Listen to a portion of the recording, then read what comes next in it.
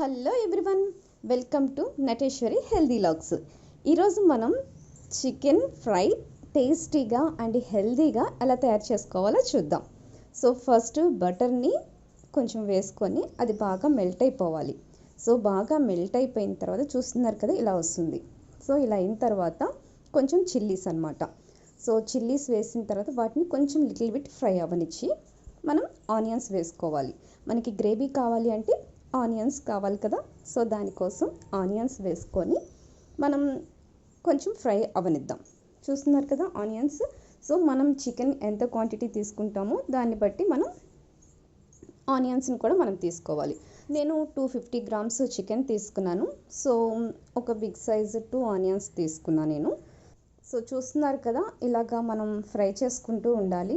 So సిమ్లో అయితే కనుక చాలా టేస్టీగా అండ్ చాలా బాగా ఫ్రై అవుతాయి.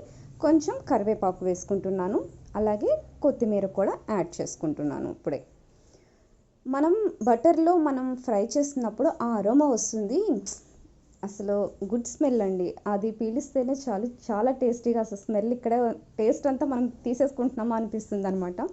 అంత టేస్టీగా ఉంటుంది. వన్స్ బటర్తో మీరు కూడా ట్రై చేసి చూడండి. సో బటర్ మనకి గుడ్ ఫ్యాట్ కదా, అందుకోసం అనమాట. ఓకే, సో ఆనియన్స్ ఫ్రై అవుతున్నాయి, చూస్తున్నారు కదా. ఆనియన్స్ చిల్లీ కొంచెం ఫ్రై అయిపోయిన తర్వాత ఇప్పుడు 1.5 స్పూన్ అల్లం వెల్లుల్లి పేస్ట్. సో 1.5 to 2 స్పూన్స్ మీరు టేస్ట్కి తగినట్లుగా మీరు వేసుకోవచ్చు. నేను మసాలా కొంచెం తక్కువగానే వేస్తాను కాబట్టి మాకు ఇది సరిపోతుంది. సో అది కూడా మనకి బటర్లో బాగా ఫ్రై అవ్వనివ్వాలన్నమాట. అప్పుడు ఆ పచ్చివాసన అంతా కూడా మనకి రాకుండా ఉంటుంది. అల్లం పచ్చివాసన స్మెల్ అనేది రానికుండా కొంచెం లిటిల్ బిట్ బాగా ఫ్రై అవ్వనివ్వాలి. చూస్తున్నారు కదా వీడియోలో. సో ఎక్కడ కూడా అడుగు బాగా మనకి అంటకుండా చక్కగా ఎలా వస్తుందో.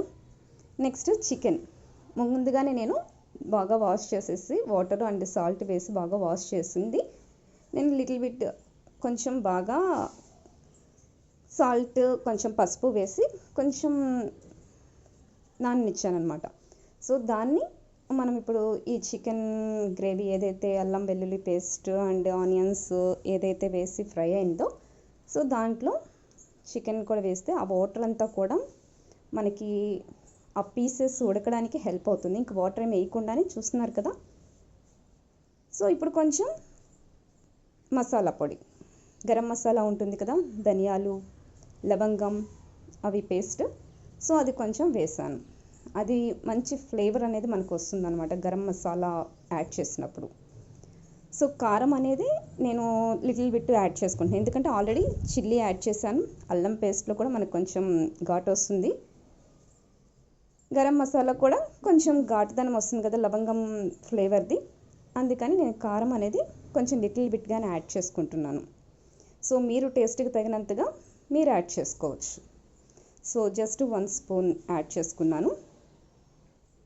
నెక్స్ట్ కొంచెం సాల్ట్ యాడ్ చేసేసుకొని కొంచెం బాగా మనం మూత పెట్టేసుకుంటే కనుక బాగా మగ్గిపోతుంది ఆ పీసెస్కి. బటర్లోనే మనకి బటర్ చికెన్ అనమాట. So healthy chicken recipe fry.